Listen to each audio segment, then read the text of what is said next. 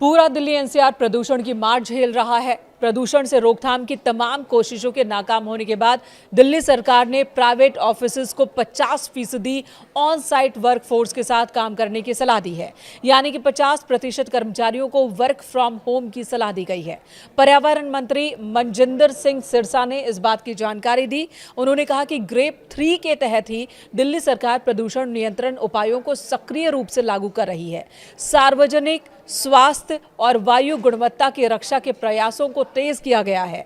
MCD office सुबह 8:30 बजे से शाम 5 बजे तक कार्य करेंगे, जबकि दिल्ली सरकार के कार्यालय सुबह 10 बजे से शाम 6:30 बजे तक खुलेंगे। आपको बता दें, दिल्ली एनसीआर में अगले 10 दिन के लिए AQI की वार्निंग जारी की गई है।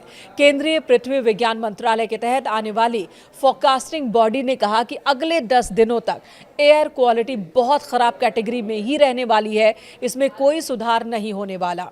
जिसके बाद डिसीजन सपोर्ट सिस्टम यानी कि DSS के मुताबिक दिल्ली के PM 2.5 लेवल में अलग अलग पॉल्यूशन सोर्स की जानकारी मिली है। दिल्ली की जहरीली हवा में ट्रांसपोर्ट सेक्टर का सबसे बड़ा योगदान सामने आया है। लगभग 15% प्रदूषण की वजह ट्रांसपोर्ट ही है और ऐसे में वर्क फ्रॉम होम नियम से सड़कों पर गाड़ियों की संख्या कम होगी और प्रदूषण में कमी की उम्मीद है।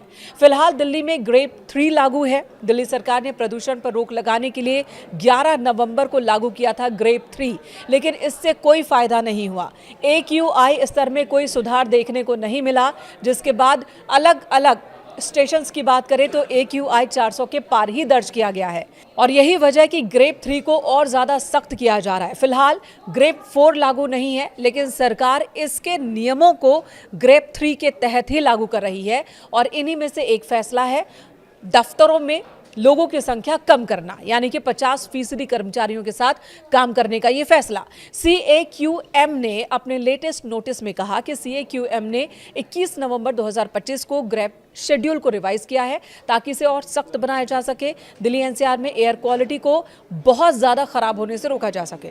सुप्रीम कोर्ट के प्रपोजल को मंजूरी देने के बाद यह फैसला लागू किया गया है और इसके तहत गैर जरूरी निर्माण कार्यों पर रोक लगाई गई है। खुदाई और BS4 वाहनों पर पहले से ही प्रतिबंध है। नियमों को और सख्त किया जा रहा है। ऑफिसेज को भी ये कहा गया कि चाहे वो प्राइवेट हो या सरकारी दफ्तर, वहां 50% वर्कफोर्स के साथ ही काम करें।